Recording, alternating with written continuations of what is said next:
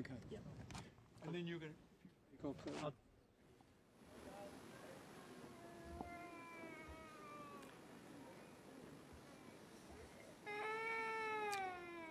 Thanks to our broadcast partner, Whakata Māori, for broadcasting this Anzac Day service live on the large screens here, and to veterans watching at home, and to New Zealanders also at home and around the world. On this, the 20th anniversary of the first live broadcast, we remember the late veteran and National Secretary of the Malayan Veterans Association, Sydney Maguire, who on Anzac Day 2006 collapsed and died shortly after leading the platoon of veterans onto this court of honour. We are honoured here this morning to have the Maguire family join us.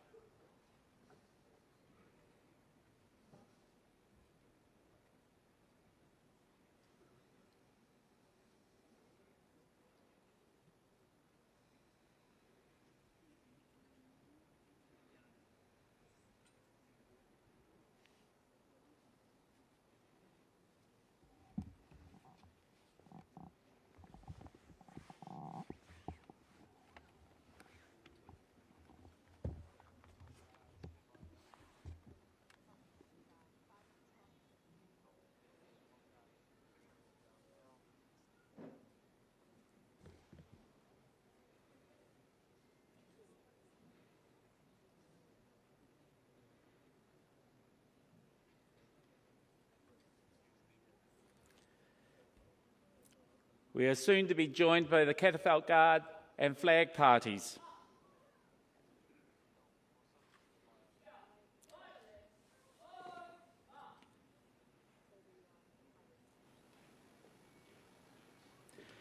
The Catafalque Guard this morning is provided by 3-6 Royal New Zealand Infantry Regiment and the flag party provided by 3 Auckland City Squadron Air Training Corps. In battle, the flags or regimental colour represented the esprit de corps or spirit of the unit and needed to be protected at all costs. At the inevitable military funerals that followed battles, flags would be draped over the coffins to symbolise that the dead had served their country. The flags on the cenotaph recognise the nations of the British Empire Commonwealth at the landings on Gallipoli this day 111 years ago: the United Kingdom, Australia and New Zealand. The Catafalque Guard is traditionally mounted around the coffin to ensure the safety of the body, the reversed arms symbolising that the dead are now at rest. Its mounting this morning at this cenotaph symbolises a link with the more than 10,000 New Zealanders buried in unknown graves or commemorated on memorials to the missing around the world.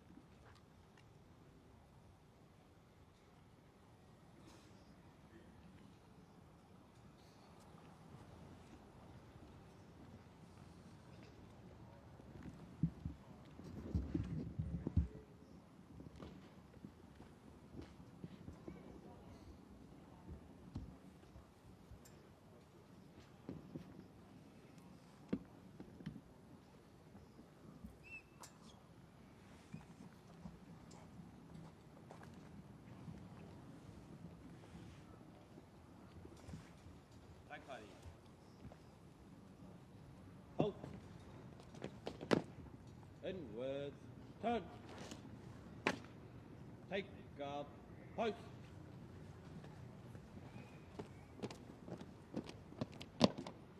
Eight bow. Turn. Stand at ease.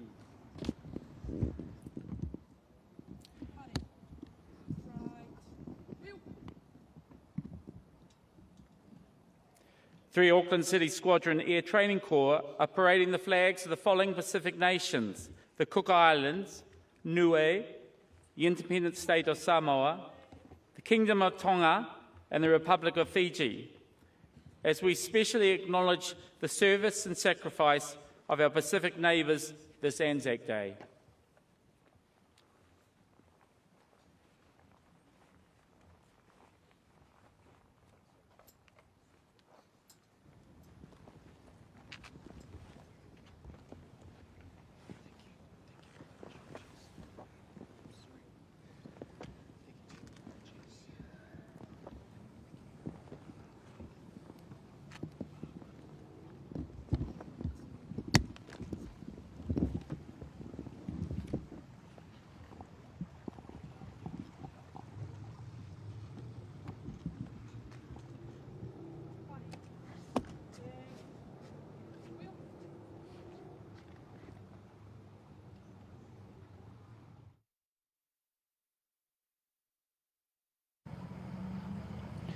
Moia rara ki te mātahi tuna, moia rara ki te mātahi taua.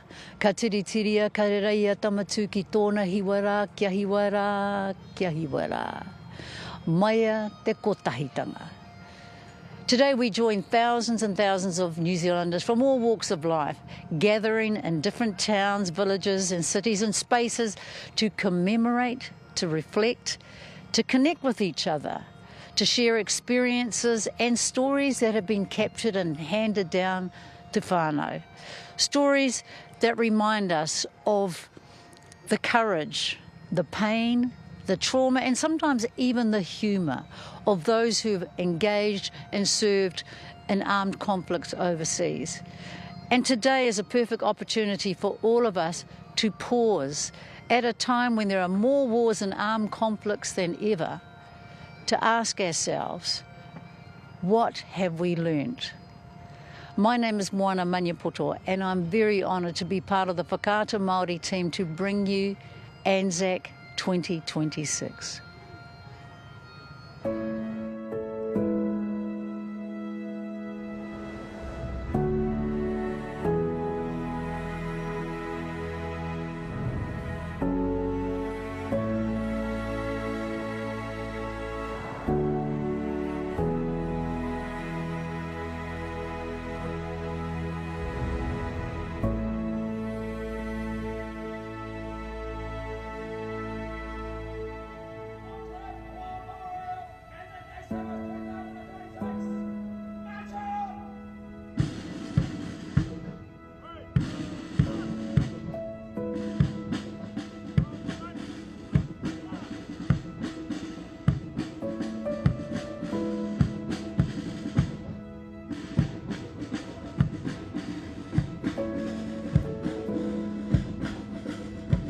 We welcome onto the Court of Honour this morning our veterans.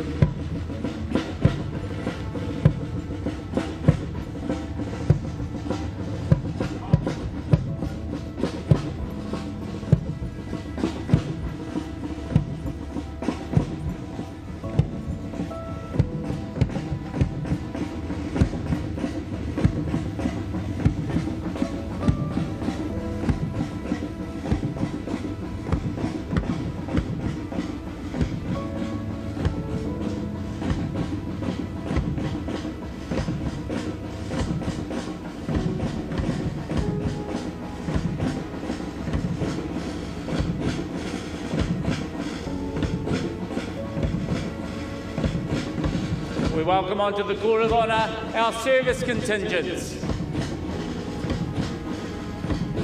The Royal New Zealand Navy, the New Zealand Army and the Royal New Zealand Air Force.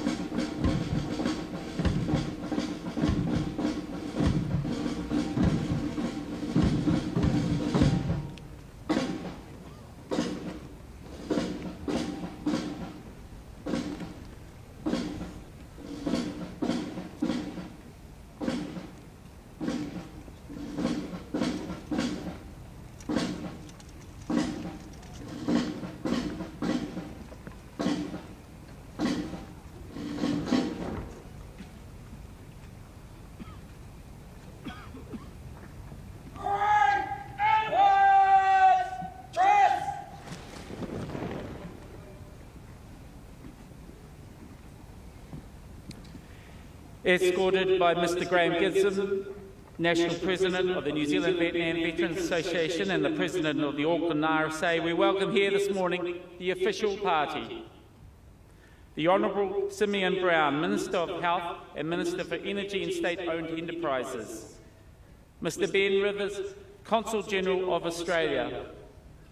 Councillor Alf Filipina, ONZM, Auckland Council, Manukau Ward.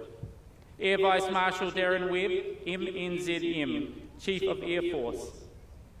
Monsieur Nicolas Fauzier, French Minister for Foreign Trade and Economic Attractiveness, and Her Excellency Madame Laurence Beau, Ambassador for France to New Zealand. Lieutenant General the Right Honourable Sir Jerry Mateparae, GNZM QSO, Chair of the Vietnam Veterans and Their Families Trust. Sir Graham Lowe, KNZM QSM, Patron of the Auckland RSA, and Mr. Brad Hodgkin, Vice President of the Auckland RSA. Mr. Alex Brunt, Head of Veterans Affairs, New Zealand. Ms. Rachel Tufangai, Chair of the Auckland Museum Trust Board, and Mr. Kuti Karakia Mataroa, Consul General for the Cook Islands and Dean of the Auckland Consular Corps. Stand up! Out!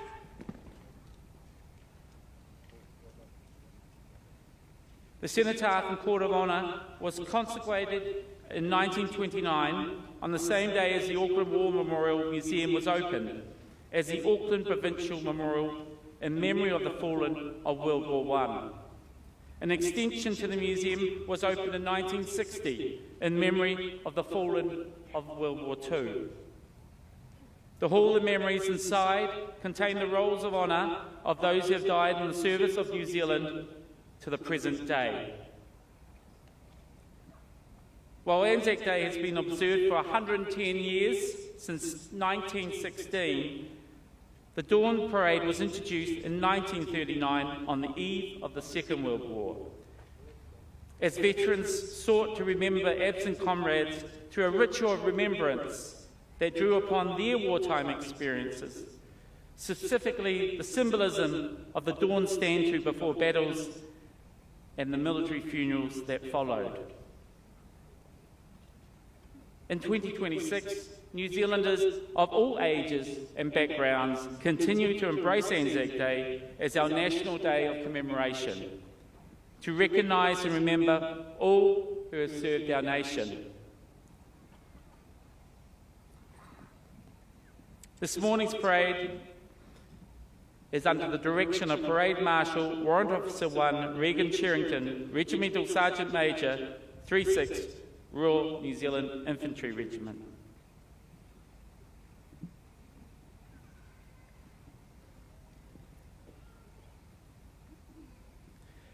Veterans and distinguished guests, Aucklanders and visitors to Tamaki Makaurau, and especially on this day, our Anzac brothers and sisters from Australia, nō mai, welcome. We stand on Pukekawa, a site of memory, as this morning we come together to remember. My name is Dr. Stephen Clark, and on behalf of the New Zealand Vietnam Veterans Association and the Auckland RSA, Auckland Council and the Auckland War Memorial Museum, we welcome you to this Anzac Day Dawn service of remembrance on the 111th anniversary of the Anzac landings at Gallipoli on this day in 1915. A special welcome to our veterans here today and to those watching at home. We acknowledge too New Zealand Defence Force personnel here with us this morning and those currently deployed throughout the world in the cause of peace and security. On this day, 111 years ago, Sergeant Richard Ward of the Auckland Regiment noted in his diary, "This, I have no doubt, will be the greatest day of our lives." While troops like Sergeant Ward from the Australian and New Zealand Army Corps, ANZAC, were landing at Gallipoli on the European side of the Dardanelles, On the Asiatic side, French troops were also landing. The Gallipoli campaign would be the first time in history that New Zealand and French troops would serve together. 1 year later, the New Zealand division was in France, where troops observed the first Anzac Day. 5 months later, the New Zealanders entered the Somme campaign at the Battle of Les Cochelat, when the division secured its objectives in a battle remembered for the first use of tanks in combat. Like all battles on the Western Front, even victories came at a huge human cost. And so it was the loss of 2,000 New Zealand dead and a further 6,000 wounded during that battle on the Somme. My own great-grandfather, Sergeant Edward Dillon, 3rd New Zealand Field Ambulance, bore the burden of that human toll that day as he recovered the wounded from the battlefield. His diary entry for the day simply concludes, "It was hellish." After the war, the New Zealand government unveiled a battlefield memorial with the inscription, "From the uttermost ends of the earth." And in 2004, from nearby Caterpillar Valley Cemetery, the remains of an unknown New Zealand soldier was repatriated home and interred on Armistice Day 2004 in the tomb of the unknown warrior at the National War Memorial in Wellington.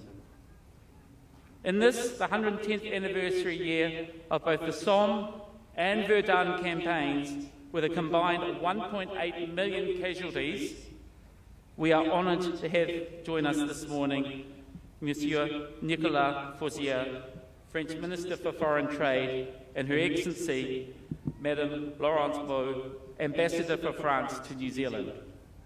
Welcome. It was in 1916 too that the first Pacific Island troops entered the war en masse, with soldiers from the Cook Islands and Niue landing in France in April 1916 to join the New Zealand Pioneer Māori Battalion on the Western Front. The harsh winter conditions, influenza and disease decimated the Niueans, and those who survived disembarked in June 1916 for Egypt and the Palestine campaign, where they were joined by a second Cook Island contingent. In total, 1,000 men from mainly Cook Islands, Fiji, Niue, Tonga and Samoa, but also Kiribati and Tuvalu, served in the New Zealand Expeditionary Force during World War I, and more than 100 died.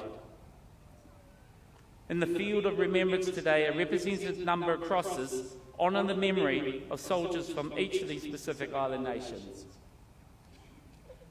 During World War II, Fijian and Tongan troops served alongside New Zealand units in the Solomon Islands, while Cook Islanders, Niueans and Samoans also enlisted in New Zealand Armed Forces, with a number serving again in the 28th Maori Battalion. In the Pacific Theatre, New Zealand troops and Royal New Zealand Air Units stationed in Fiji, Samoa and Tonga received valuable support from local communities during the war. We remember too the Pacific Island Coast Watchers stationed across the Pacific Theatre, often on isolated island stations. Pacifica have continued to serve in our forces, and today 6% of the New Zealand Defence Force has Pacific heritage. This morning, with grateful thanks, we acknowledge the service and sacrifice and honour the memory of all our Pacifica sailors, soldiers and aviators, past and present. For Anzac Day is our day to remember all who have served our nation and who continue to safeguard our way of life, lest we forget.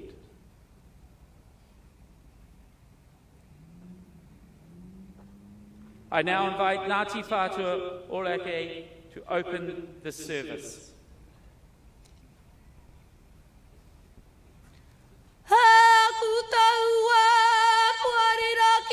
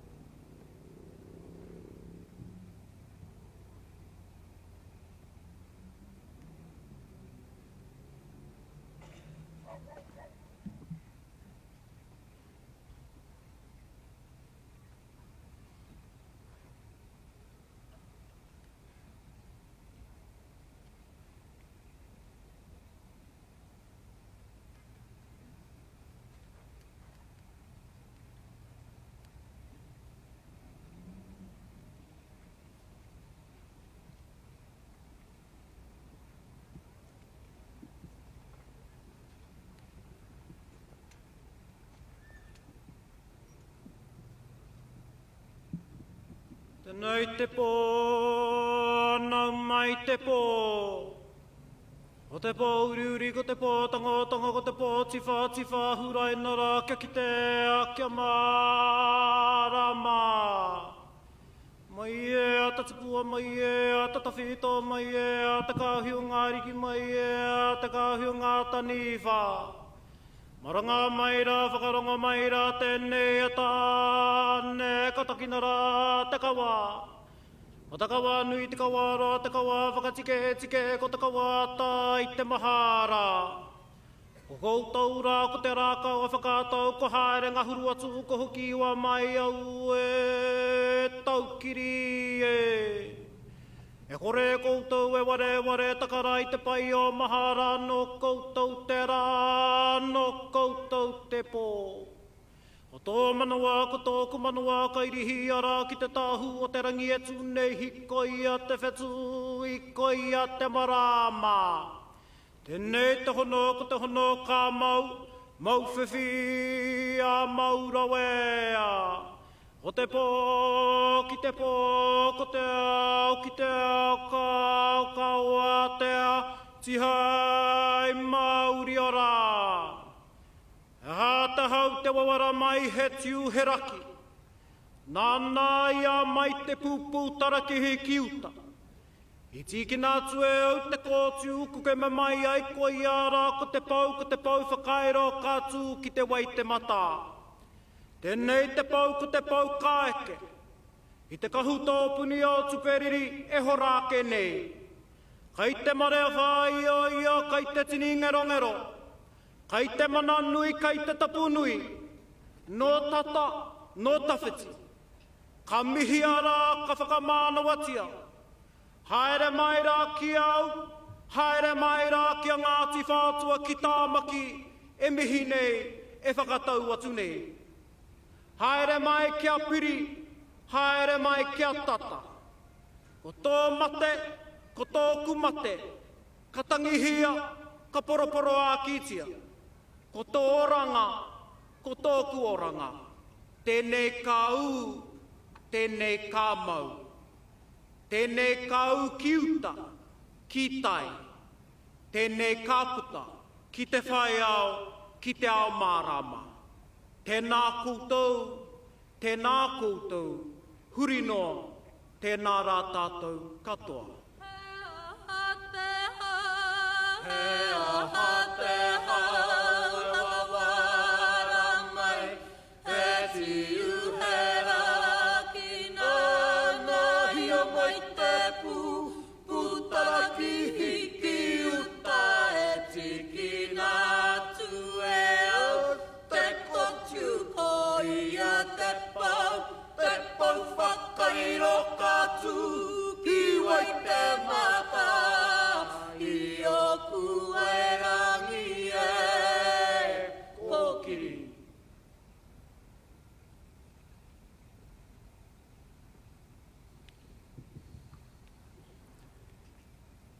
Prayers will be offered by Chaplain Liam James, Royal New Zealand Air Force. If you would like to, please join with me in prayer. E te atua, aroha, loving God, we come together in your presence to remember and acknowledge those who in service of our nation have given their lives in battles on land, sea and sky. We remember those who suffered pain that we might know joy, and those who were imprisoned that we might know freedom. We are thankful for their sacrifice, that those men and women would offer their lives in the pursuit of freedom, equality and safety for those they left behind and for those who would follow them. We pray today for those who have served our nation in conflict and who continue to carry the burden of their service. Those who in bereavement, disability and pain continue to suffer the consequences of war here and now. Lord, would you guide us as we seek to live in a way that honours those who we are remembering today. Help us to seek justice in all things and to love our neighbour. We thank you that as we read in Scripture, blessed are the peacemakers. We pray this in the name of the Father, Son, and Holy Spirit. Amen.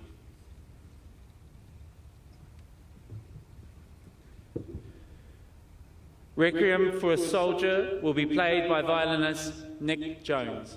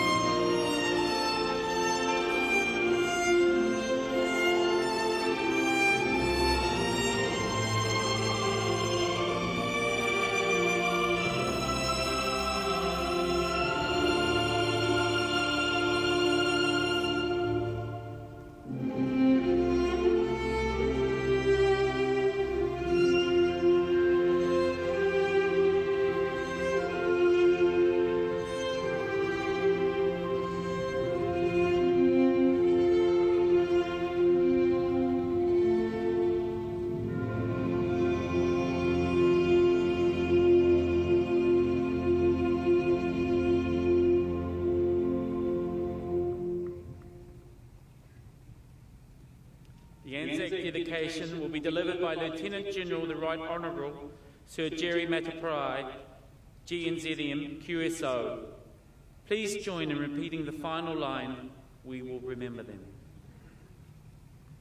Good morning. The dedication. At this hour on this day, Anzac received its baptism of fire and became one of the immortal names in history. We who are gathered here think of the comrades who went out with us to battle but did not return. We feel them still near us in spirit. We wish to be worthy of their great sacrifice. Let us, therefore, once again dedicate ourselves to the service of their ideals for which they died. As the dawn is even now about to pierce the night, so let their memory inspire us to work for the coming of the new light into the dark places of the world. We will remember them. We will.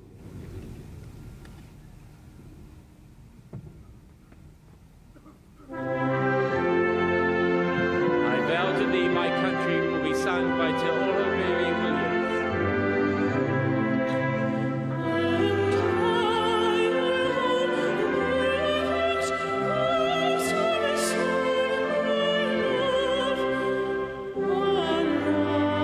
Let us no questions,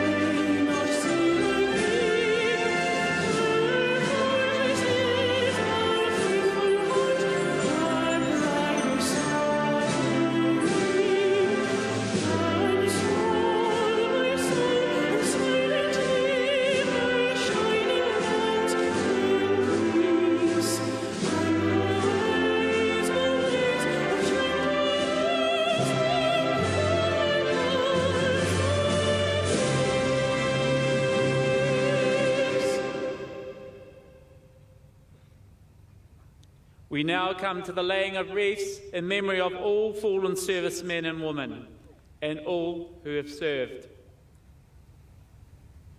The Honourable Simeon Brown, on behalf of the Government and people of New Zealand, and the Australian Consul General, Ben Wires, on behalf of the Government and people of Australia.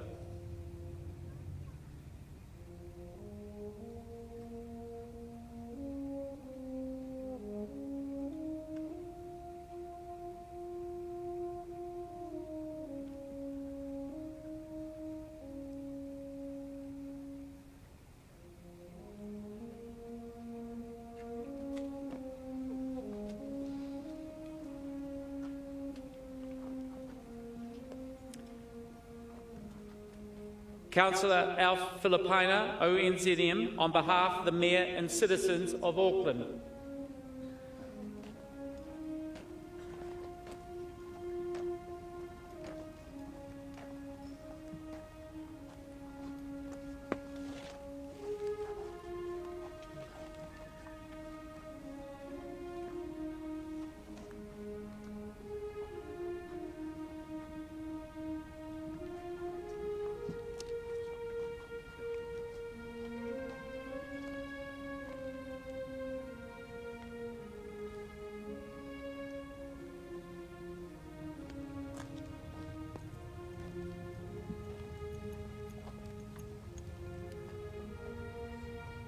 Air Vice Marshal Darren Webb, MNZM, on behalf of the Chief of Defence Force and all those serving in the NZDF.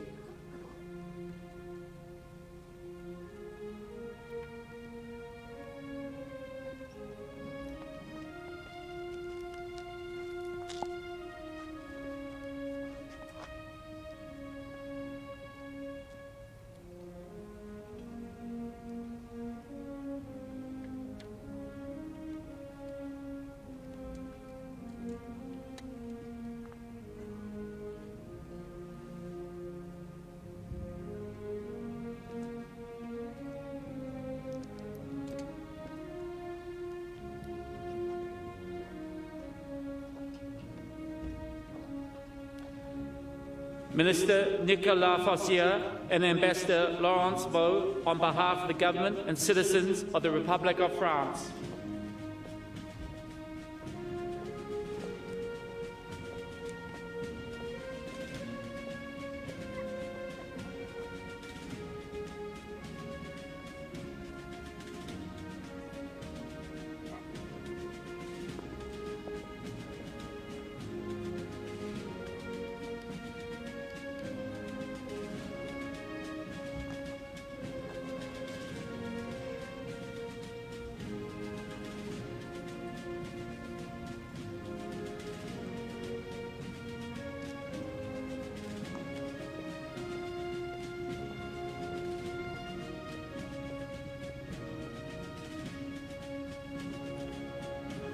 Lieutenant General the Right Honourable Sir Jerry Mateparae, GNZM, QSO, on behalf of the Vietnam Veterans and their Families Trust, together with President Graham Gibson on behalf of the New Zealand Vietnam Veterans Association.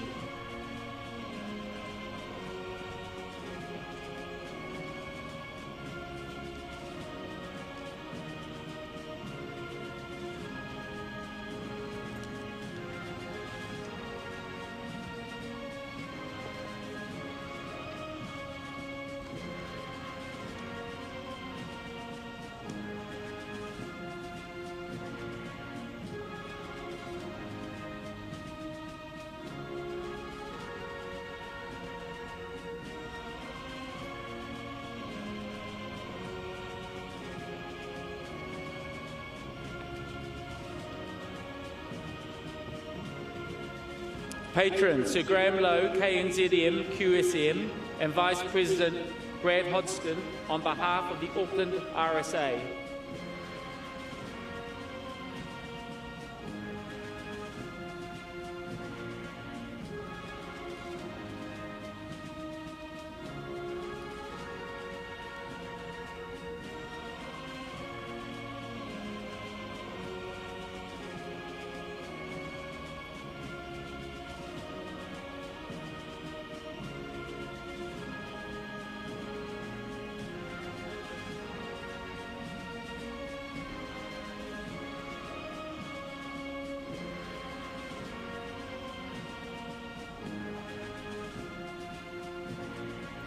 Chair Rachel Tufangai on behalf of the Auckland War Memorial Museum, and the Dean, Kutukalakia Mataroa, on behalf of the Auckland Consular Corps.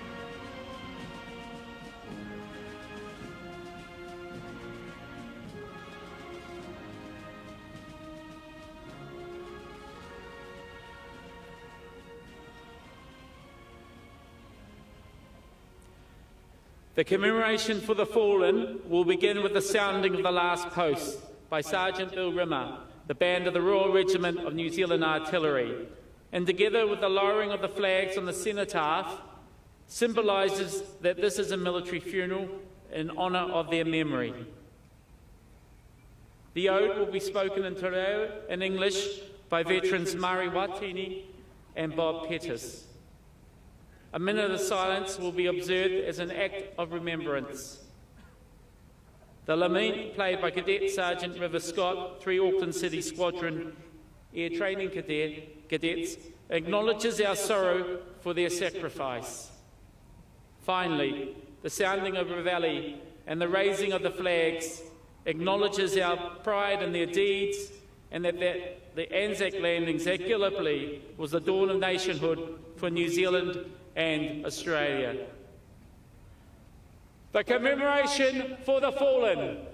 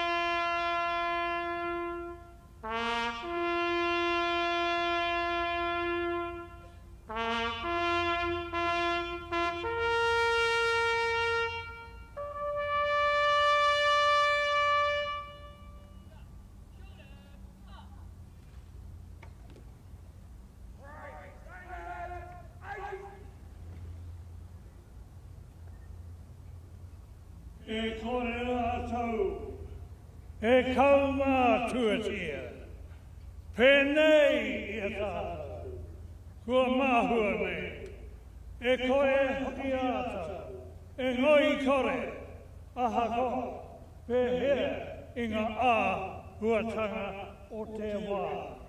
I te he kinga atu o te rā, tai noa, ki te aranga mai, I te ata, ka mau mahara tonu tātou, kia rātou, ka mau mahara tonu tātou, kia rātou.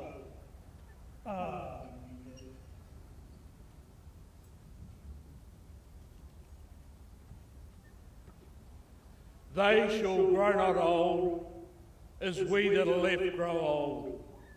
Age shall not weary them, nor the years condemn. At the going down of the sun and in the morning, we will remember them.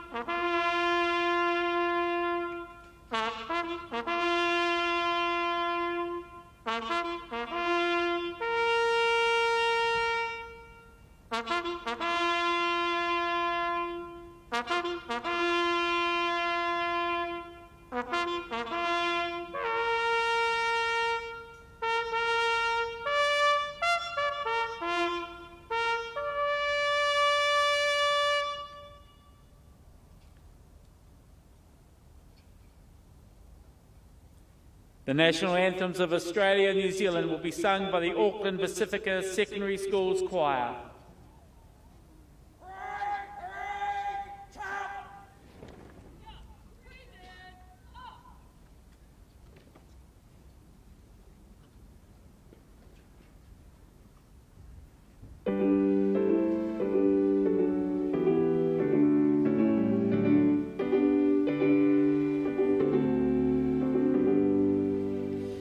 Australia.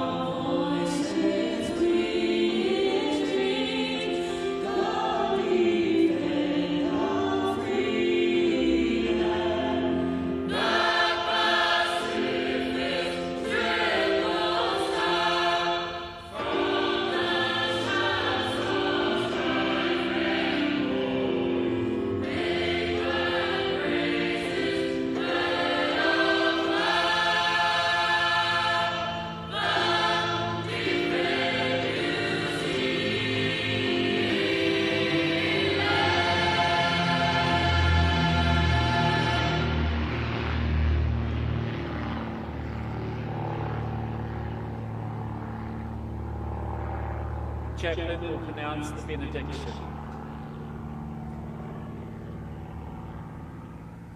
Go forth into the world in peace. Be of good courage. Hold fast to that which is good. Render to no one evil for evil. Strengthen the faint-hearted. Support the weak. Help the afflicted. Honour everyone. Love and serve God and others. And rejoice in the blessing of God, now and always. Amen.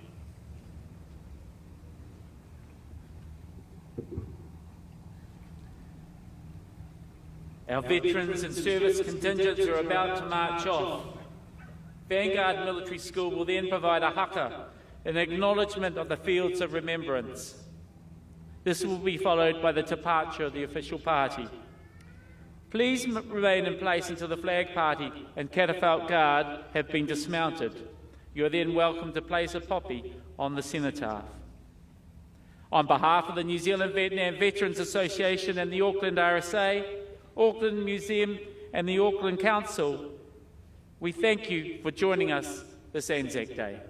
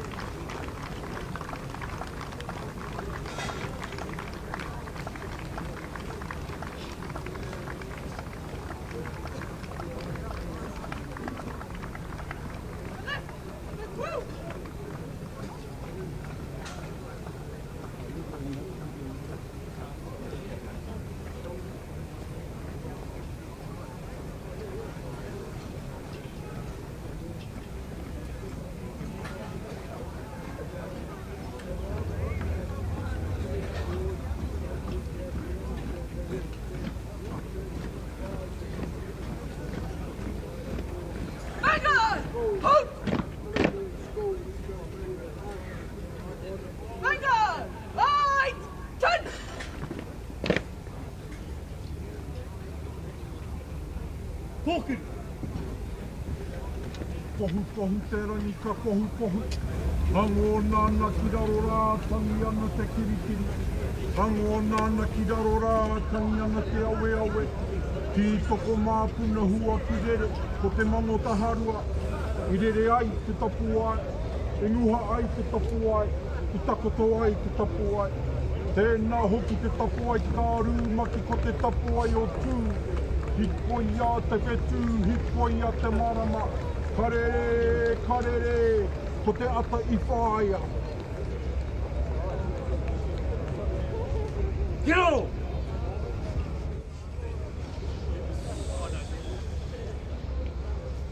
Hui! Tainga whakarongo! Hui! Kiari! Hui! Karu! Hui! Kia mau! Nake atu! Nake mai! Naka naka hia! Naka naka hia! Turi whatia! Kama tāna e!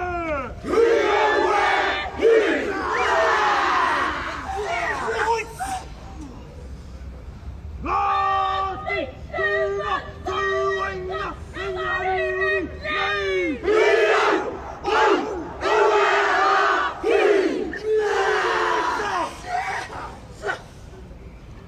Honga hoia ngatahi ingariri nei!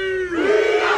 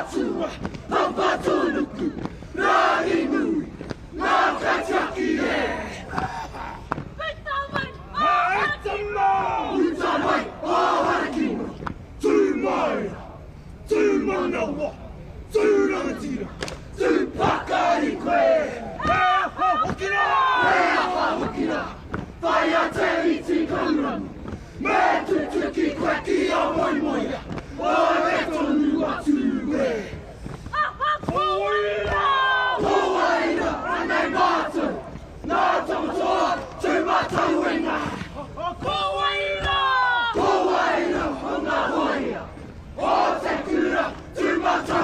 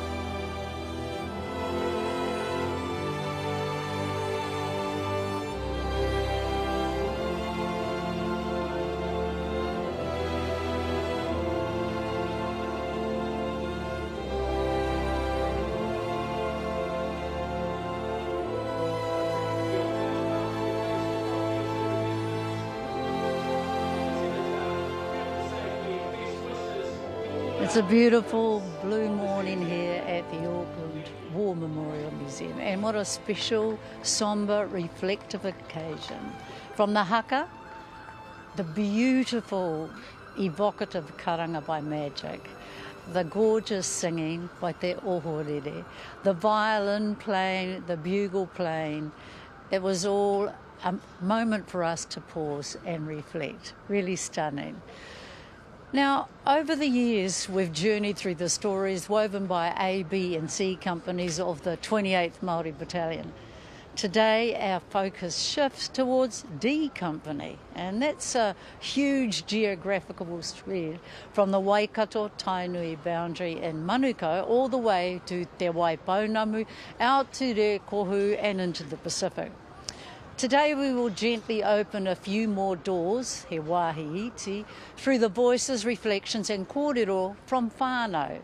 The whakaaro is Māia te Kotahitanga, courage through unity, rising to the moment when required.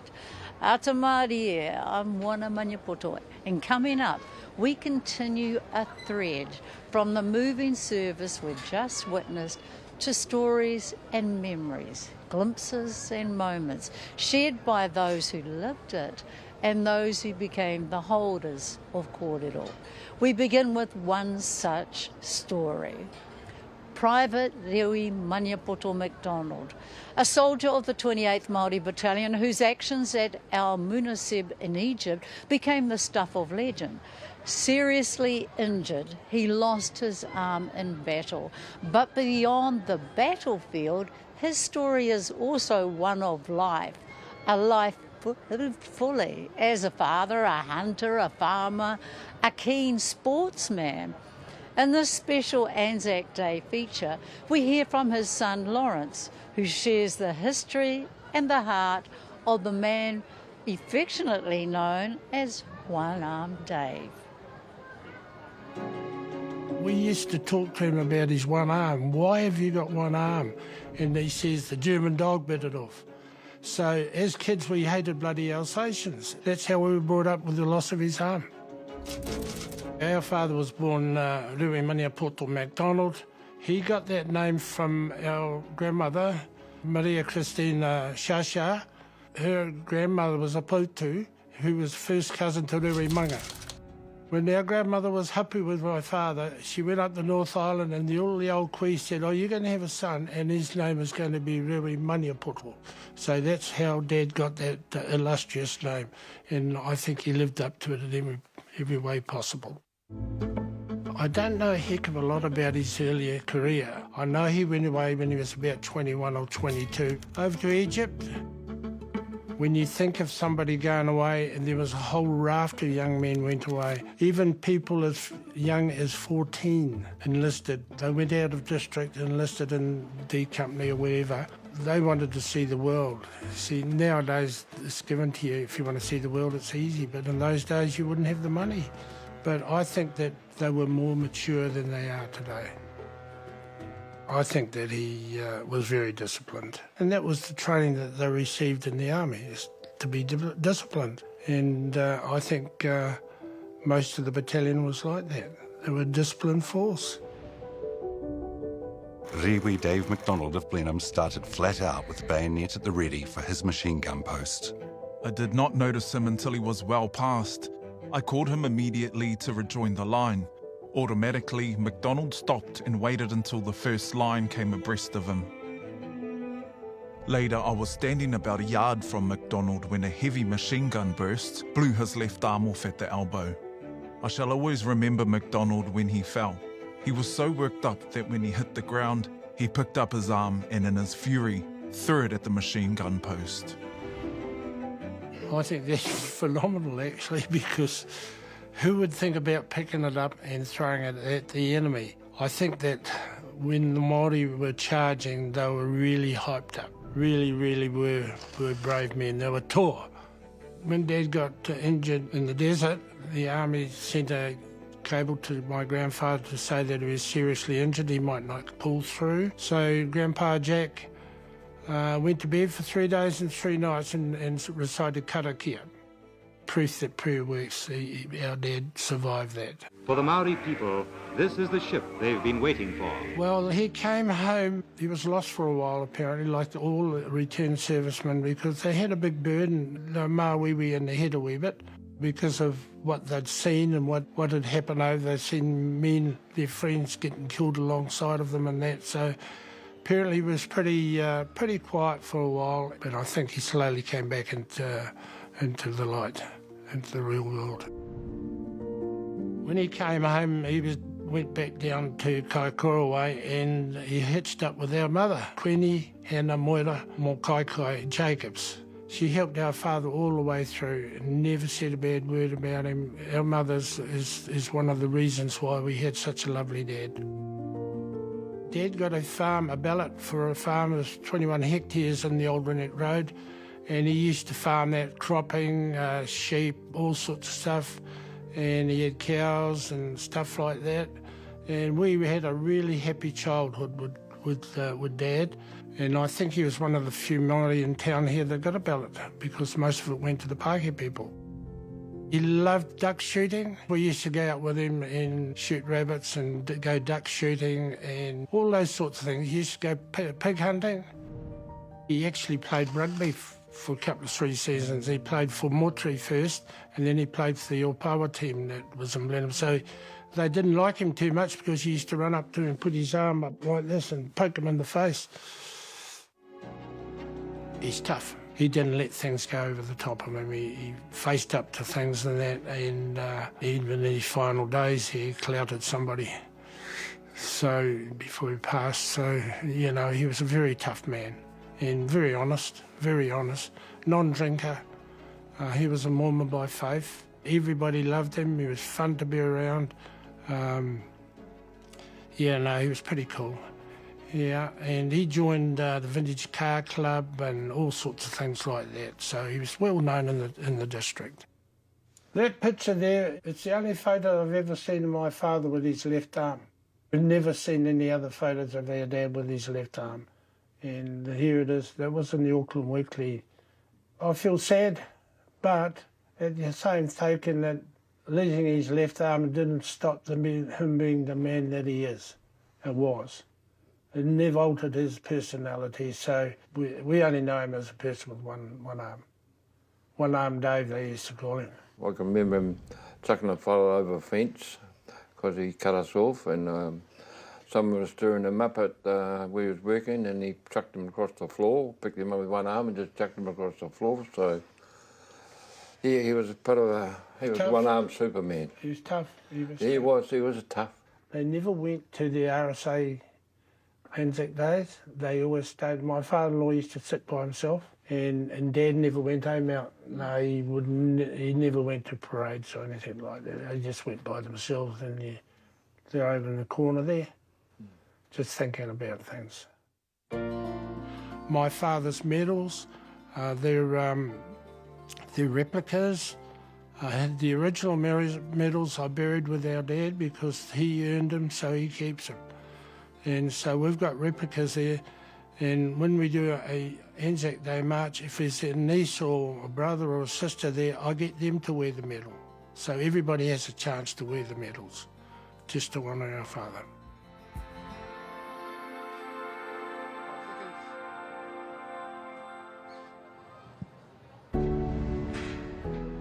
Private Dave Macdonald lived a full life.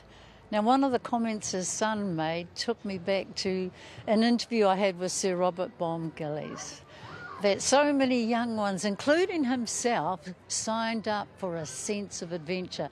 Sir Robert told me he'd never been past Hamilton, and he found himself in North Africa and Italy. Now, joining us now is the former Governor-General and a current chair of the Vietnam Veterans and Their Families Trust, Sir Jerry Mateparae. Kia ora, Jerry. Morena.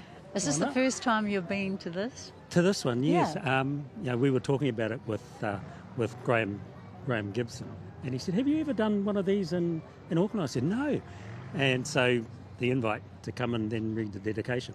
It's very moving, and this building is the most amazing backdrop. Yeah. And I mean, I think not only the building, but the place and what they do with these, these crosses. I know. Yeah, I think it's fantastic. I was tiptoeing around them, but there's no one actually there. Yeah, there's no one there. Yeah, It's just symbol. but it's the sense, isn't it? It's the sense that there might be. I know. Yeah. So, you've served New Zealand in many roles. How significant is this occasion to you? I guess there's there's service and then there's whānau. So if I go whānau, so my two koro, they both were in the First World War. One of them, Rangi Mateparae, he was at Gallipoli. So, there's that personal connection. And then my other grandfather, Peter Te Weu Tāhau, he was on the Western Front. So there's that piece. Then, and like a lot of New Zealanders, I guess, all the way through, there's someone that's served in the Army, the Navy or the Air Force. And then to today where, our son is in the Army and he's a veteran of Afghanistan, of the Middle East and also of East Timor. So, there's a connection there. Whānau, and whānau is more than just the biological whānau. It's also the people that you've served with. And just last week I was in Tiki Tiki at a tangi for my good friend, Baungata. And so, so it's that connection that you have. And so these sorts of events, these commemorative events, are about family and mateship and just doing things with people. And you saw the veterans over there when they'd finished and they were joking around, laughing. And that's, there's a solemn part to it, yes, definitely. But then there's also, the catch-up piece and it's that service and commitment that people, the comradeship and so on. And I think, there's other wars and conflicts, and I think when you're talking about whānau, I'm thinking of my father, who was part of the K-Force, and his brother. The only other Anzac ceremonies I remember going to were in Ohinemutu, and beautiful occasions, and then a nice catch-up at the RSA afterwards. And, that's the other part of it. So there's, as I say, there's the solemn part, but there's also, the joking afterwards. And for, a lot of the veterans, First World War, Second World War, Korea, Malaya, Vietnam, they didn't have the only place that they could talk to their mates was at the RSA. And no one really understood, their circumstances. I think today things are changing. People understand that there's, a lot more that goes with, service. It's not only with those who have served, it's also with their whānau and how, they have had to cope with them being away on the one hand, or when they came home. Huge adjustments, and I've interviewed people over the years who've spoken about that. I just wonder, you read the dedication, and part of it talks about the ideals that these people fought for. Can you explain to me what those ideals were? Well, a lot of them went away, for an adventure. And then, the adventure that they thought they were going to get, they didn't get. It was a lot more traumatic than that. I think there's a really nice piece on the Kohima epitaph, which says, just tell them that, for their tomorrow, we gave our today. And that's really powerful. And so, this ceremony, this commemoration, is about remembering those people who went away and didn't come back. And it's behoving on us, to think about that and think about them and just reflect. So we reflect today in a world which is very full of more conflict than ever. And how do events like this cause us to reflect, think, and maybe do something? What can we do? Well, two things that come to mind. One is a song from from Peter, Paul and Mary, Where Have All the Flowers Gone? And if you go through that song, it circles back to the flowers again, young girls picking them, husbands off to war, in graveyards, flowers.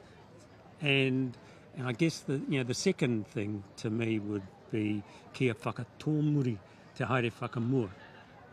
We don't seem to we go forward into the future, but we look back at the past, but we don't seem to learn about the things that we did in the past. Because we remember. Yeah. But then what? Yeah, then we go and do it again. Yeah. And again. Yeah, so, yeah, it's... So how's it been a father and your son is a part of the conflicts now? Well, that's what young people do, and it's not only young men now. I mean, I think New Zealand was the first country in the world to have women go into combat, in combat roles. Now, on the one hand, that's a celebration. On the other hand, it's not really, is it? It's equality, yes, but it's just recognising that, men and women, and in Māoridom, women have always contributed.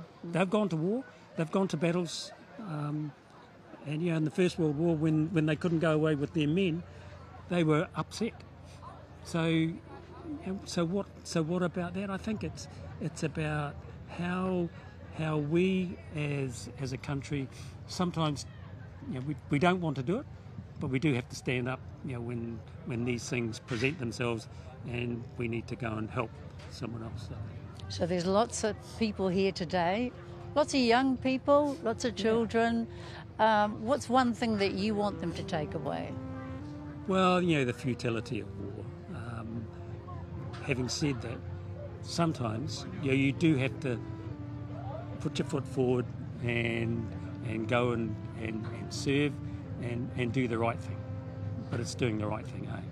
Stand for something and that's fall right. for And anything. it's pretty emotional. I mean, I just about I just about broke down, because it is when you think about the people who you've served with, the people who've gone away and didn't come back, and their families, and then you think about our kraua.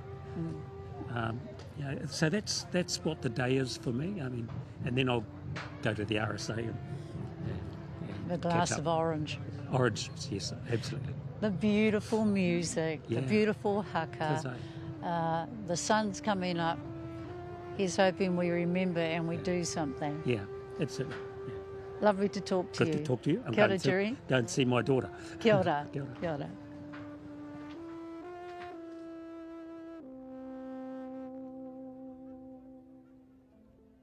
I'm Lily Williams. I'm a private here at 21 Supply Company. This is my great-grandfather, Reginald Eritoro Williams. He's from Potiki. He served firstly in B Company as a corporal and then changed over to C Company as private. When he first enlisted in a Potiki, he went to the front line with the last name Eritoro and he got turned away, so and being the funny guy that he is, he just went to the back and changed it to Williams. Kind of shows the funny side of my family. He went over with Bravo Company, helping translate all their communication into Te Reo Māori, which was a bit of a struggle for the Germans. When his brother died, he wanted to be more in the front line, helping people, so he changed to a medic. And he didn't care who you were, if you're friendly or enemy, he just wanted to help you, make sure you got home. They did say he was quite a different person when he came back, a lot more quieter, but he was still always there, ready to play with the mokos, always giving them the growlings for messing up Nan's garden. I guess once I joined, I learnt a lot more about my family's history. Hopefully he's proud.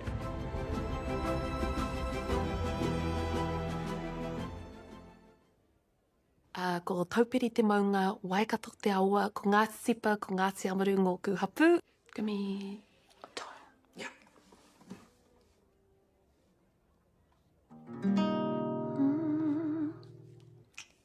Ko tauranga nui, ko ōrairua, ko te Kotahitanga ngōku marae, ko kukutai, ko karaka ngōku whānau, ko te āhau. Kai roto ai kato ko te tari o te ōrai. Ringiti o mai, ringiti I have been singing this beautiful song since I was a rangatahi.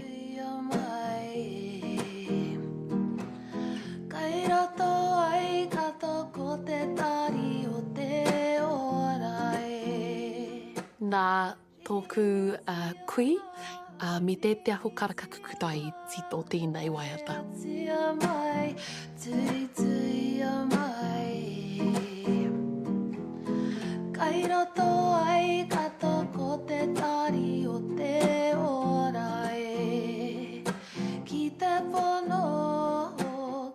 My great-grandmother was remarkable. I didn't get to meet her because she passed before I was born. However, everything I've been told is that she was one of the most fierce kui ever. She was called Te Taniwhao Waikato, so I suppose that, says a bit. She raised my kui in an army hut on the banks of our marae. She did many a tour with our dear kuini Te Aotarangi Kāhu. There's so many videos online of her performing, even to the Pākehā Queen.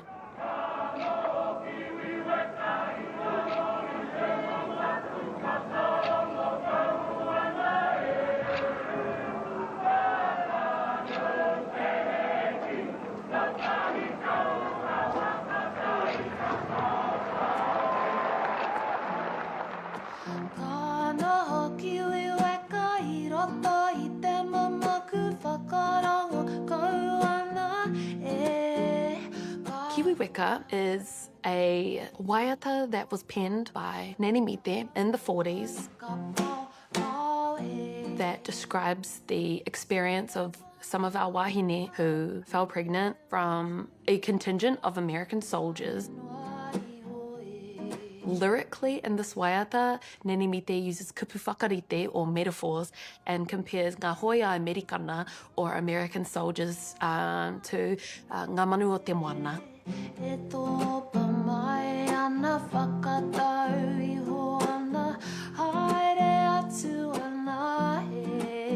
Who saw land settle and then fly off again.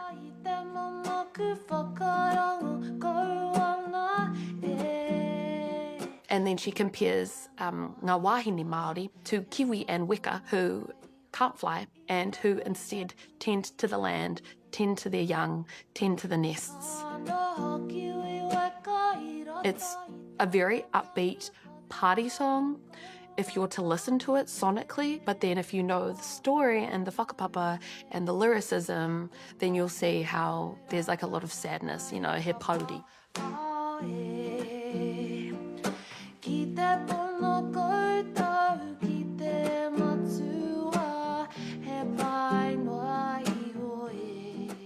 My music lives in, you could say, two worlds. I was told in the spring I was a little child.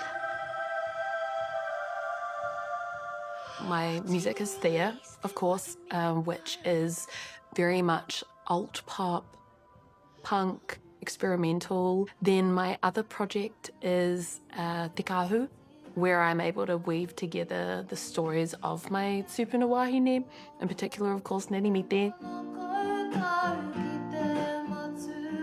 Kiwiweka is so relevant now and such a part of our ahurea culture, just by the fact that I'm still singing it now shows its relevance and the absolute genius of the composition and of, Nani Mite.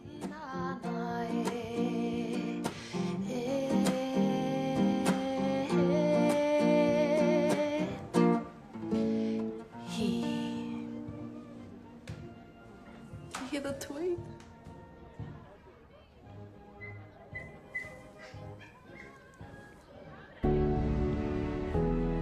Oh, I like that waiata.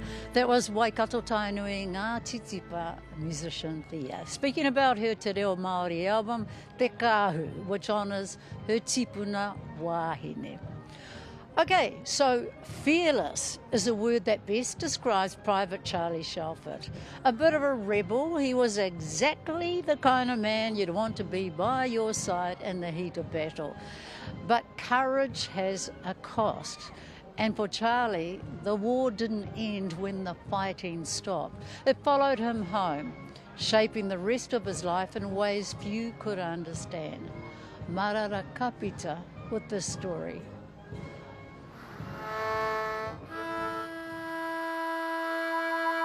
Charlie Shelford's number when he enlisted in Gisborne was Private Shelford 39159.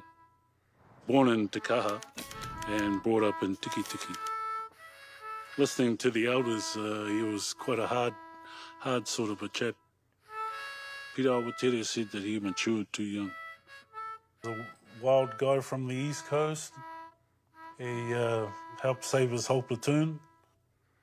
He forged out a name for himself. He was quite legendary.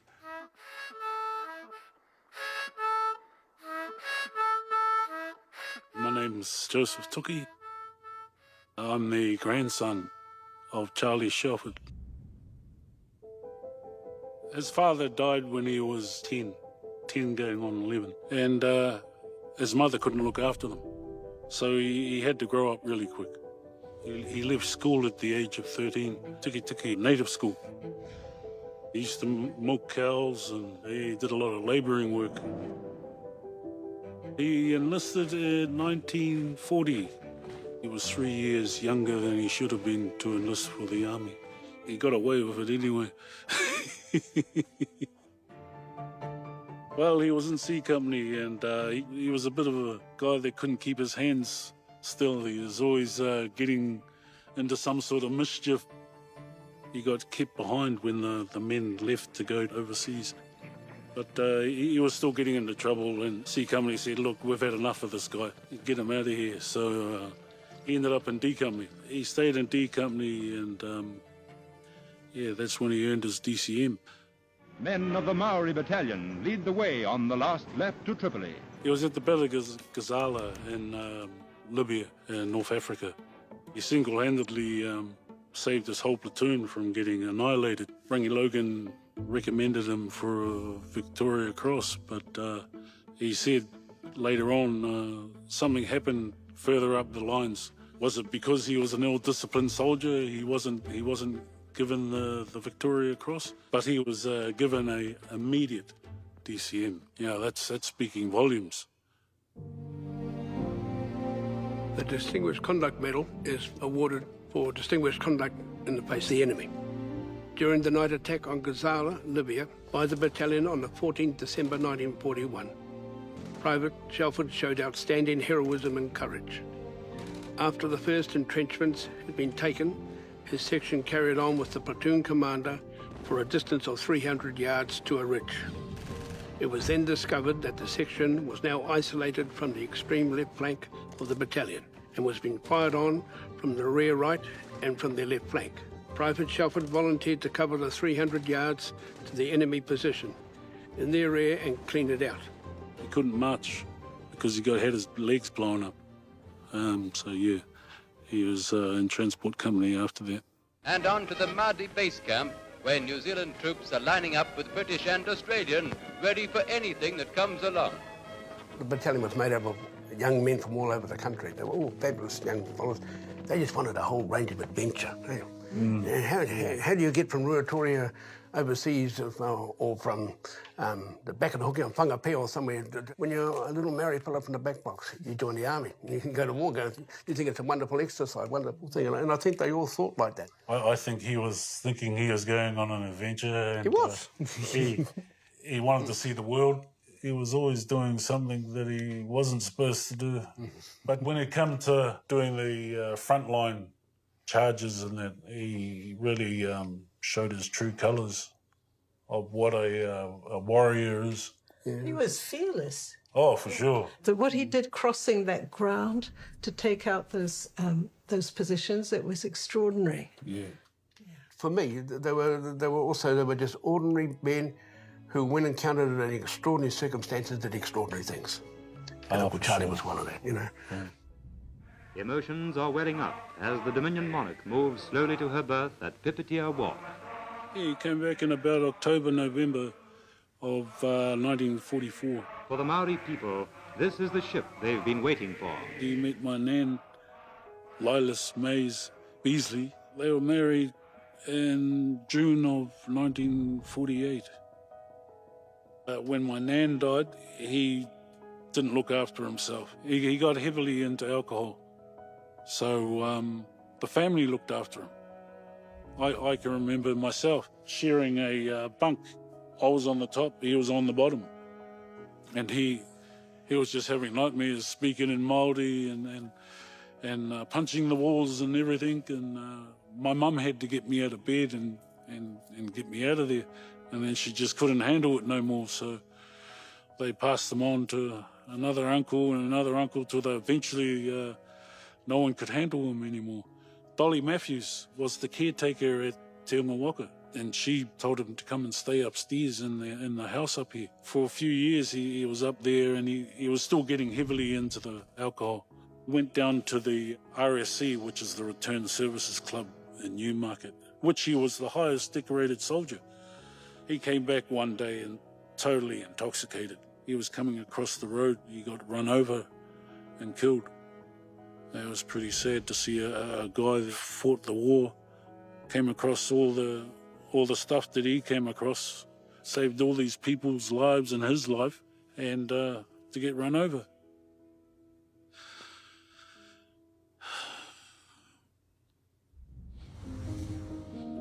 And the beautiful thing is that we can travel back to where they fought and go over how they went through the battle. Myself and my partner Karen, we go yearly if we can, you know.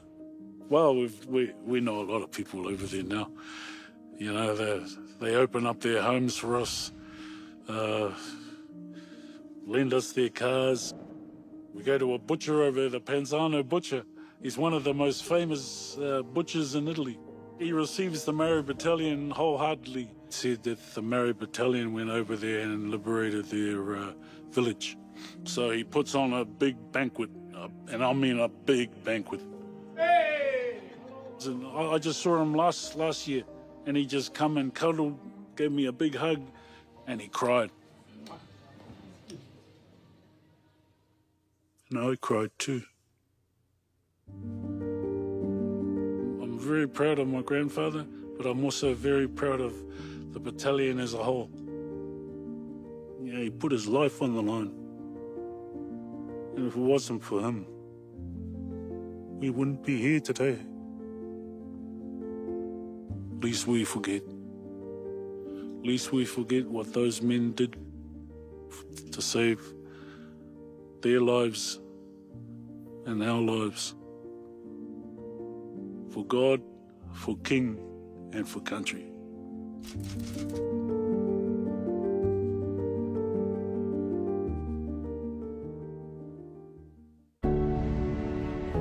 Kia ora, Stella. Kia ora.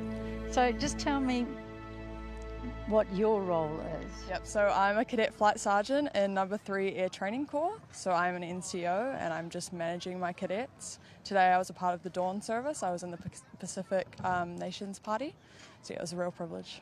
So what made you join? They came to my school and they said, you can fly planes and you can shoot guns, and that pretty much convinced me, and I've stayed for so long. Yeah. I can see the attraction. With yeah. Was there a bunch of you that signed up? Yes, I think about 50 people in my year initially. Yeah. Wow. Yeah. You weren't in the plane that... No, unfortunately not, but that's kind of the goal, yeah. Kind of the goals, eh? Yeah. So can you just explain to me these crosses? I've been tiptoeing around today because I feel like I'm in an urupa, but yes. It's not quite like that. Yes, so this is our field of remembrance. It's crosses with the names of fallen soldiers on it. I'm privileged enough to have a relative in this field of remembrance. So parading today was really special because he could have ended up on any lawn, but he was in front of here, so it was really, really special for me to parade. Tell me about your relative. Yep, so down here is Gunner Jimmy Skahu. He fought and served in Korea. He died in 1951. Ah, he came back? I believe Oh, he's buried in Korea. In Korea. Yeah, great uncle Jimmy. He's Yeah. in Korea, so hopefully one day I'll be able to go see him. Yeah, my father fought in Korea too, so it's a conflict that I guess well after our world wars, but still so many people engaged in it. Yes, 100%, yeah.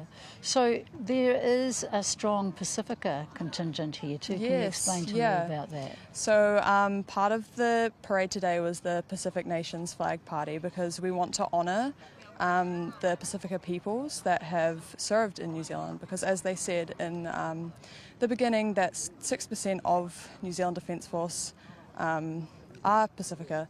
So it was a real honour today to hold the Samoan flag, and we see the impact afterwards as some people came up to us and wanted to take photos, and they thanked us profusely for even just holding the flag. So the representation was really important, and they're such a big part of our New Zealand Defence Force, so it's really great to honour them. Yeah. What are your big takeaways from an event like this? That our Defence Force has made the ultimate sacrifice for us. You know, the people that went to Gallipoli, they made the ultimate sacrifice so that we could be here enjoying what we had today. And it's just really important to treasure that and take every moment that we can, you know. Yeah. How are you feeling as a young person now in a world that's full of wars and conflict? Yeah, particularly given your role. Yeah, it's really scary. They gave up their lives so that we didn't have to compete with that. So it is quite scary to think that that could be happening again. Yeah. What happens to you and your crew after today? So most of us are going off to Point Chev to do another parade. Yeah, and then we just go back into our routine training. So flying the planes and shooting the guns. Yeah. Push-ups, burpees. Yes, yeah, drill, leadership, all the good stuff, yeah. Well, all the best, and I hope that you don't get involved in some of those terrible conflicts. Thank you very much. Thank you for speaking with us. Thank you. Kia ora. Kia ora.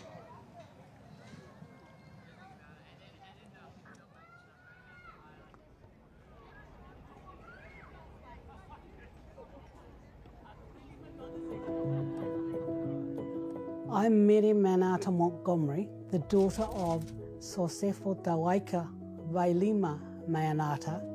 He was of Tongan descent, born in Tonga, and came out to New Zealand to join the New Zealand Armed Forces in World War II. He was also part Māori from Te Raroa, Aupori and Ngāpuhi. My dad was actually raised by his mother and his Māori grandfather. So he was raised in Tonga, went to a Catholic school and was working as a steward in the Nuku'alofa Club when the army recruiter came through Tonga on a visit. He joined in August 1940. He came out with 2 other cousins. When he arrived, the armed forces recruiter was not sure what to do with these Tongans. Eventually, he and Aleki Ledger and Manuel Santos were given permission to join the Māori battalion, and they were assigned to B Company. When I look back at it now, I understand that he had PTSD. I mean, he was grumpy. He was at the front for 4 years. Did active service from 1941 through to 1944. He had a non-combat injury, so he returned to New Zealand in November 1944. But it was whatever happened during the war, all that he saw during that active duty actually affected his mind as much as it affected other people at the time. My mother used to tell me stories of the effect on him. He would sleepwalk. But my father was a loving man in lots of respects. He did look after us, so I can't complain about that. But I think in today's age, he would have got the help that I think hopefully other veterans get today. He was able to talk to me about what happened during the war. He didn't tell me the horror stories. I got the lovely stories of when they used to go down the road to a cafe. I suspect it might have been the pub, but he would say how they learnt the language from, at least when he was in Italy. He talked about being able to go down and visit with the locals and have conversations with the locals, and he picked up Italian. He picked up Italian and he would often sing songs to me, all of these Italian words which he was able to tell me and that I remembered because I wrote a poem about my father's love of language, his love of the Italian people. Buonasera, señorita. Strange the things that spark a memory, like a speeding train flashing by, a memory jolted by a white Hiroshima Day carnation of a haunting melody in my brain. Buonasera, señorina. Amore, amore, señorita. I remember he also told stories about Casino, the tragedy of Casino. Casino was really, really tragic for him.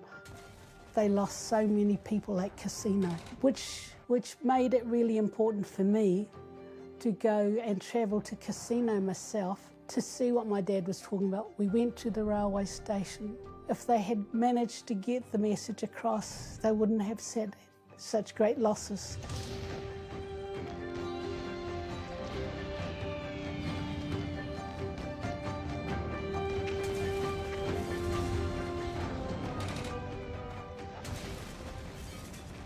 When my father came out, he didn't speak English. He could actually go between Tongan and Maori and was able, probably with some hand gestures and stuff, that he was able to communicate with his Maori mates. So your dad was learning to be Maori overseas? Yes, he learnt to be Maori whilst he was in Egypt, in Africa and in Italy, Greece, Crete, but I think he was proud.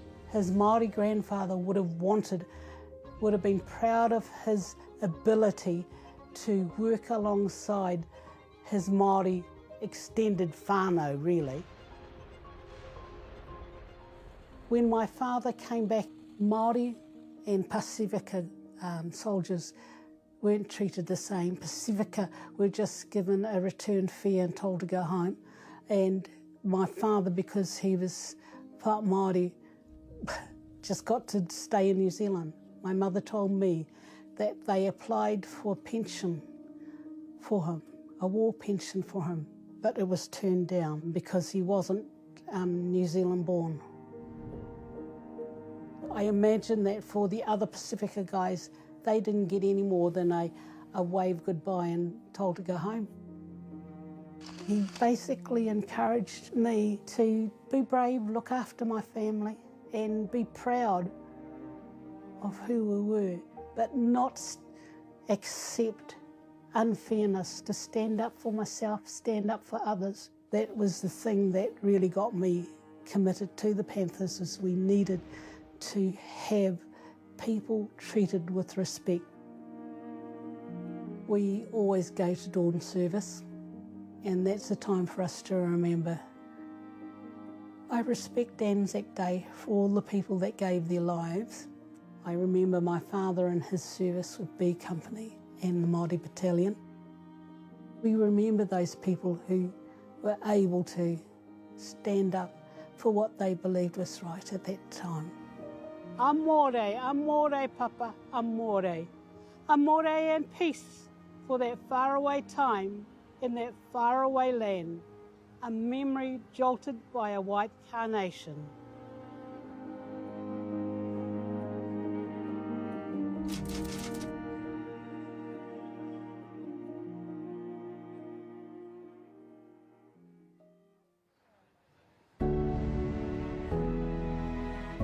And there was a beautiful piece by Adrian Stevenin which marked the story of Joseph Vailima Mianata.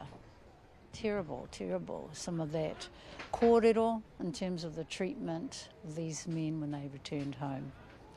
Next, from the quiet East Coast settlement of Mohaka, a generation of young men signed up in the Second World War, and many would never make the journey home. Among them, 4 brothers of one whānau left. They went to the front and only one returned. Okeroa Tūmataroa came home bearing the loss of his brothers, a weight that would ripple on through time, shaping generations that followed. This Anzac Day, his grandson, Chance, shares a story of the sons of Mohaka.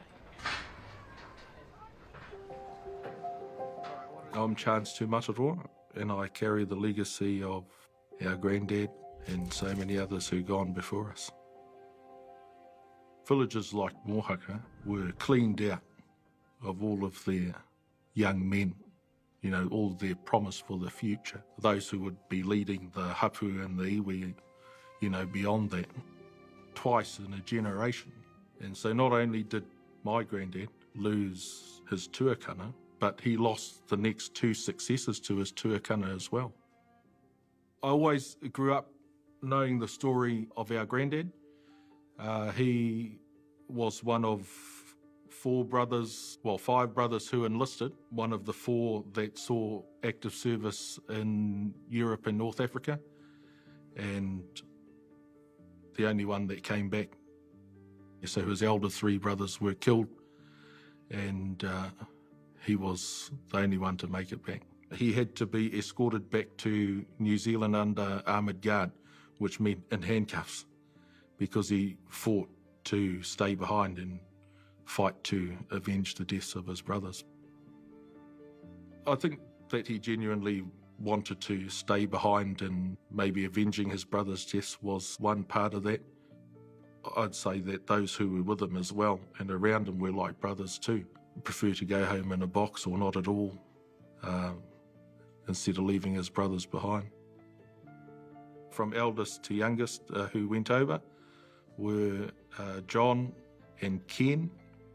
Guy was the third, but enlisted under the name Ben, and then granddad Okeroa was the fourth, and Phil or Theo Philip was the fifth one.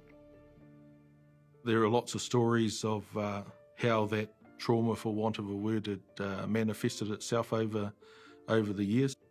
There's different ways that trauma can manifest itself. Now we know.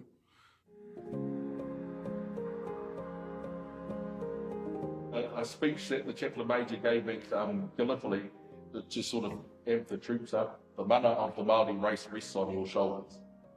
It will be far better for us to lose our lives here than to return home defeated. Remember, the people that are around at that time have sort of lived through the land wars. They've just come through the end of the land wars and stuff like that. So, but on that vein, there's no mana in accepting defeat or being taken as a prisoner of war and stuff like that. It's better for us to fight right to our last breath and give everything that we've got. Probably in the early 50s, Turi Carroll, or Sir Turi Carroll, set up what was referred to as the Hurumua Soldiers Rehabilitation Scheme. Turi Carroll sold about 1,200 acres of his own farm to the Māori Affairs to set this up. The farms were balloted off, about 100 acres each, and there were about 12 of them. I think there might have been a couple more. And our granddad was lucky enough to draw the lease on one of them. It's always been the constant in our family that the farm, the homestead, has always been there as a place that we can come back to. Grandfather's still there. It's just that, that place that we belong, that we call home. So it is definitely special to us in that way. When he came back, there was a hakari put on here at the Mohaka Marae, but as well as being a happy occasion to be bringing him home or welcoming him back home, it was also a tangi for his three brothers who wouldn't come home. And I think that they sort of carried that, not just him, but the entire family, for quite some time, and probably do to this day. I think that the whānau had sort of talked about maybe repatriating them back to Aotearoa at some stage. But, I mean, given that we'd only be able to bring two back rather than the three, I think, we either bring them all back or we leave them all there. Those countries do such an amazing job of looking after those graves. they really do honour their memory and their sacrifice and look after them as if they were their own, which is the reason why in 2005 they were able to pull together a memorial sort of service and the putting up 3 replica headstones up here in the Urupai at Mohaka for the 3 brothers.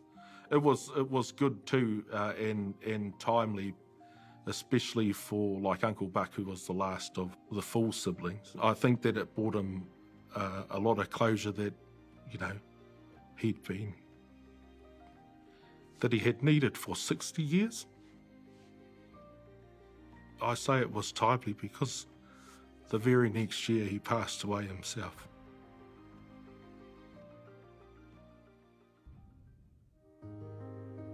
I suppose it's for us that are left to make sure that we continue to encourage future generations to strive for success and more so happiness, I suppose. Future generations, don't waste your life.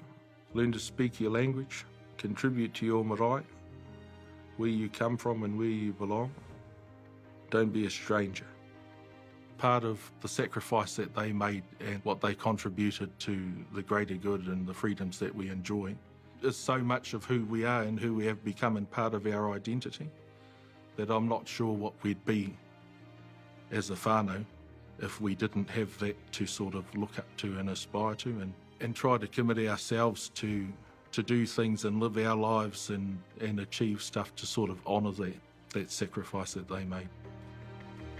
I hope that everything that we do is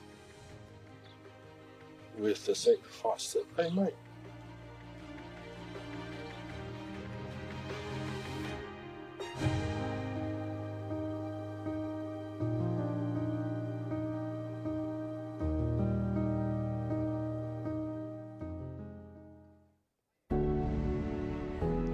And that was a very special story, reminding us of our responsibilities in terms of carrying on those legacies. That was directed and produced by Jake Mokomoko, who's an outstanding cameraman who I last saw at the 20th anniversary of Timor when we went over there to film a story at that. So the stories continue. Now I'm standing next to Dr. Stephen Clark, who ran the whole thing here today almost. How did you feel it went? Oh, it was beautiful. Yeah, and it's wonderful to see so many people turn up to honour our veterans. Yeah. And it means so much to the veterans to see, especially young faces in the crowd. There were some young ones. I heard babies crying. Yeah. Now, can you just explain to me the significance of wreaths? Oh, the wreaths, I think on Anzac Day, they bring the memorials alive, really. They really are a visual sense that we have remembered them. Yes. You know, the fresh flowers, and of course, it's beautiful that everybody lays their poppy, their own personal wreath at our memorials, and we have remembered them. What about the cenotaph? Can you explain the significance of that? Well, the cenotaph here is actually it has a real story. I mean, when the Auckland Museum was built as the memorial for all those killed in the greater Auckland province, as it was then, the Auckland RSA wanted to have a ceremonial place, a memorial out here too, to remember. So they raised some more money, and but the architects, all veterans of the First World War, didn't have enough money. So he went to the theatres, and before the movies, they showed the cenotaph in Whitehall, and from that he was able to draw, and this was built, a replica of the memorial in Whitehall. But what it means and what memorials mean around the country, it's really the community remembering those that went from their communities, and also that solidarity with the families that had lost their boys. And they didn't have graves, and they were buried 14,000 kilometres away. So that was the sense of the community wrapping around those grieving families and saying, we've got this with you. And that's what Anzac Day does every year since. And I wonder, What about the women? There were women that served, right? Of course. Yeah. Of course. Tell me about them. There's the nurses. Yes. That went across. And, you know, some of the conditions that they served in. And, of course, the nurses died in the First and Second World Wars. Yeah. They were really, you know, that sense of comfort to the wounded.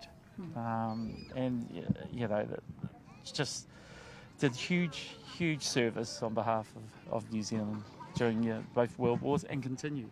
When we talk about the wars, and I think there was something you said, you mentioned the New Zealand wars, because I guess we're standing on lands that were fought over by Māori and settlers and British troops. So how much more do we need to bring those stories to life, do you think? Oh, that is all a part of the story. I mean, you know, it's because it has the same meaning in terms of you know, sacrifice. It hurts. It's a part of our history, and it brings us, you know, back to, you know, places like this, you know, that was important for Māori before the memorial here was built in the cenotaph. It's all a part of our history, you know, and that's important to know it, and to remember the peace that we all seek as well. We're hopeful. We're hopeful. Yeah. Thank you very much. Thank you, Māori. Kia ora.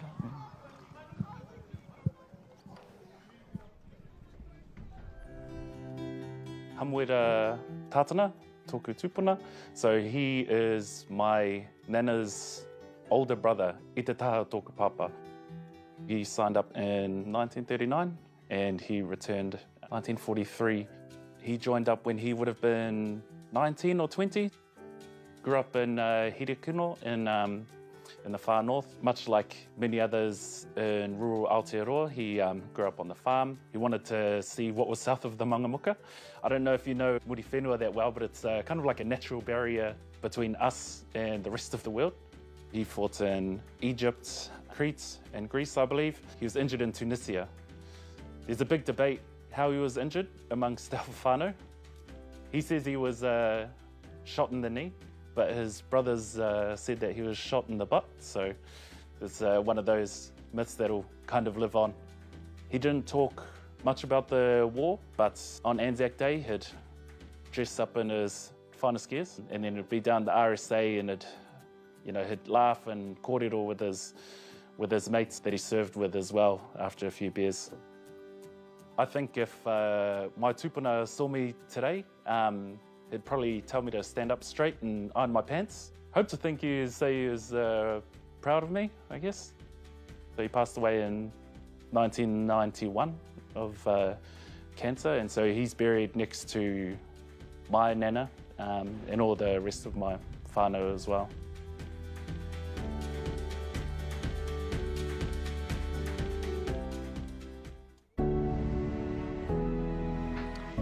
As the first Māori and the first New Zealander to be awarded the prestigious Sword of Honour at the Royal Military Academy in Sandhurst, it was clear from an early age that Major Rangi Logan was destined for greatness.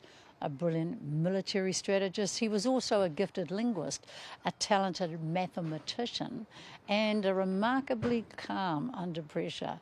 But more than anything, he was fiercely devoted to the Māori battalion, standing by them right to the very end of his life. So this is the map that he actually had with him in northern Italy. And you can see the there's various German positions marked in here. So this is when they would have actually been traversing these hills and going up and down the gullies and valleys and things and crossing all these streams and rivers here. My grandfather is Major Rangi Logan of D Company 28th Māori Battalion. He had his standards. He believed everybody should do their best. Tank tracks? Yep. So he's got to mark tank tracks on here. Something. Temporary bridge in position. Yeah. There's some trees there. Yep. You can see on the map it's marked secret. I wouldn't say he was a particularly strict, but you did what he expected you to do. He just had this aura about him. That's what made him an exemplary officer in the battalion.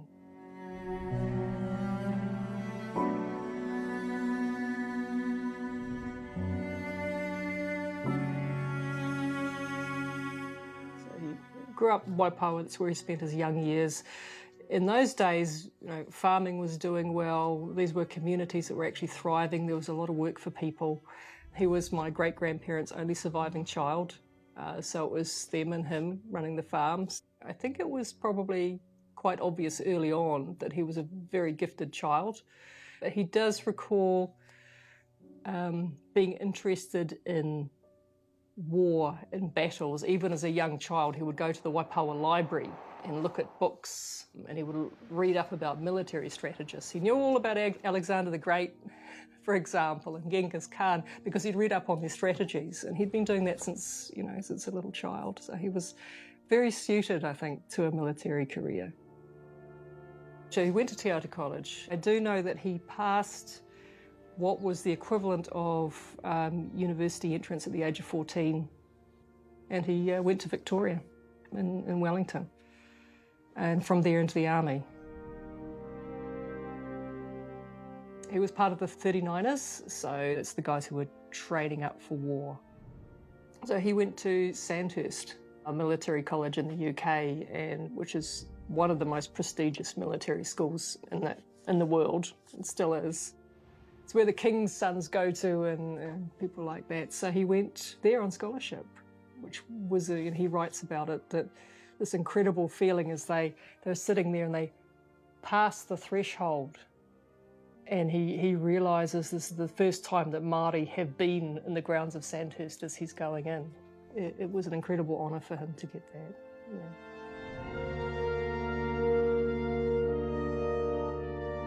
He started the war as an officer. It was his job to take these boys from the bush and the beach and the coast and turn them into a fighting force. And I don't think people realise how disparate the Māori community was back then. I can remember him talking about it. Was that he had guys who'd never worn shoes before, so they didn't know there was a left and a right boot. Quite a few of them couldn't speak English. So taking all these young guys from wherever and actually turning them into a military unit was, it was a big job.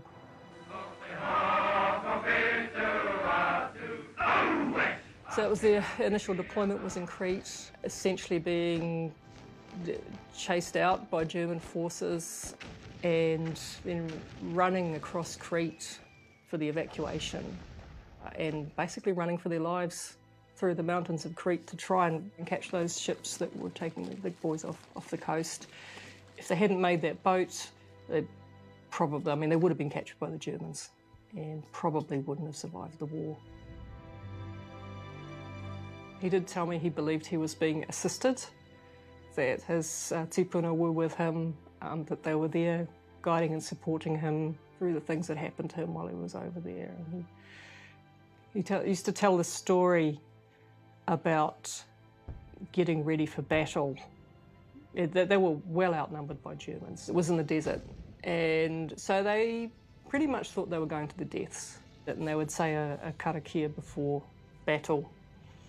And as they started the karakia, they said they saw this bird fly low and across in front of the boys and take off. They saw it as a ruru.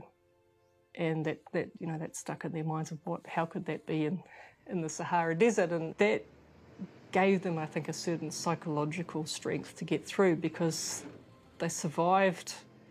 They actually won that battle despite being terribly outnumbered, and I think there was a Wairua side of it that actually kept them going.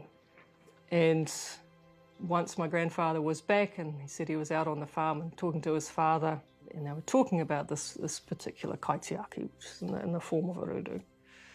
And he said to his father, well, I haven't seen it around. Where is it? And his father looked at him and said, well, I sent it overseas with you. Their casualty rate was 5 in 7. In the words of their commander, they returned not as conquering heroes, but as the remnant of a brave battalion. The British Army, I know, weren't particularly interested in the rehabilitation of our troops. Don't know. But there is a specific mention that my grandfather made. As the war drew to a close, he was concerned about what had happened to some of the men. He was concerned about them coming home without help and support. These days we recognise, I mean, those terms were things like shell shock. These days we know that it's post-traumatic stress disorder, PTSD. So he was seeing that, and he was seeing it in their behaviour, and he was very concerned and didn't want these guys to be going just pushed back out into the community. He could see that there were problems. So he went to one of the higher-up officers and shared his concern, and the guy just basically laughed at him and said, well, we just prefer them to drink. Which is, to me, an amazing attitude, and a really wrong one, that you could say that about anybody. Part of that feeling of betrayal at the end of the war was how they were just simply cut loose, really, and off back to the shearing shed, boys, thanks. And the racism that was in New Zealand at that time.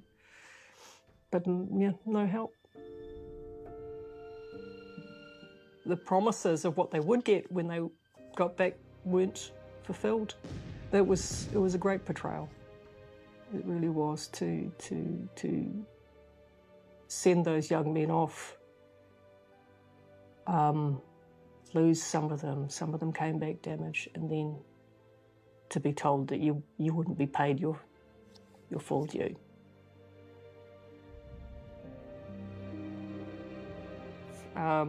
He actually started writing a book, and there's a fair few pages there. A lot of it is his experiences of D Company, but he was very interested in World War II in general, and the other companies as well. So he had information on A, B and C as well. But I think having been, D Company officer, that was really what has the seat of his interests in terms of where he was going with the research and the writing and things. Māori Battalion remembers we few, we happy few, we band of brothers. And he was up in Wairoa. And they were on a research trip collecting D Company information, and they stopped at a marae. His mother has whakapapa to Wairoa. He feels very close to the Wairoa people. So it was essentially a home marae of his. So they went in, and he stood up to do a whai kōrero, and he died. His heart stopped. Major F. to Rangi Logan. But if you think about it, on one of his ancestral marae, with the men he went to war with, I think if he could have chosen something, it would have been something like that. And that was his, dedication, I guess, to the Māori Battalion and D Company. He was working for the Māori Battalion. He was working for the boys and their families and future generations, for literally right until the end of his life.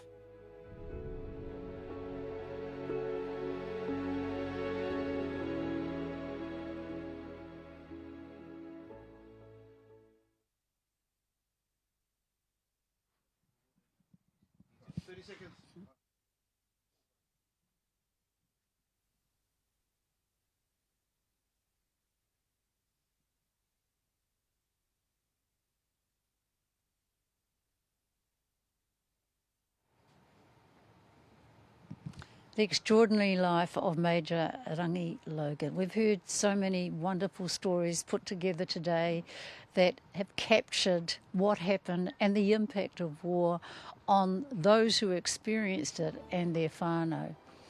It was a very special day today. My first time here at the Auckland War Memorial Museum for this commemoration, and the music, the songs, the speeches and the ceremonies landed. They were very moving. They were a reminder, Māia Te Kotahitanga, courage through unity. On a day like today, I think of all the women too who served as nurses and provided so much support, as I spoke to my guests about. And I think of my own father and his brother who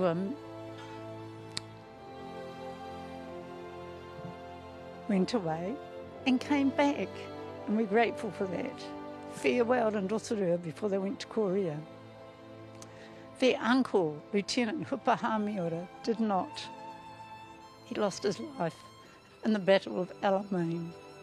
I think of all the victims of war and all the various armed conflicts over the last 100 or so years.